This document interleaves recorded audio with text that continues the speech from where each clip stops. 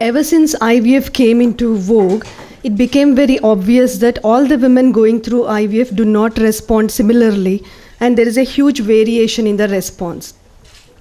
This era also coincided with various changes in the social structure, in that many women chose to have small families, many women chose to delay childbearing, thus leading to a situation of sort of involuntary infertility, and also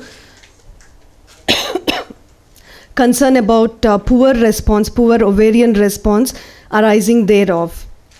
This led to various important questions. The three important ones are: what do we do about ovarian response? What do we mean by ovarian response?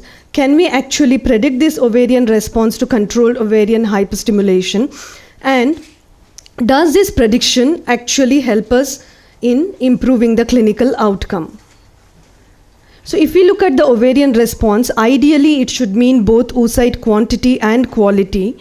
However, we know that at present we are capable of predicting the quantitative ovarian response better than oocyte quality, which will only be predicted by the pregnancy outcome of a cycle. And as yet, apart from the woman's age, we do not seem to have any effective test to predict the pregnancy outcome of the treatment. So we know that ovarian response can vary from being a normal response to hyper response to poor response. Even though in the initial years of IVF, the concern majorly was about poor response, as more and more women all over the world went ahead with IVF, it also became evident that we are not only concerned with the effectiveness of the treatment, but we should also be concerned about the safety of the treatment. And the only mortality arising in the course of IVF through ovarian hyperstimulation syndrome at all costs should be prevented.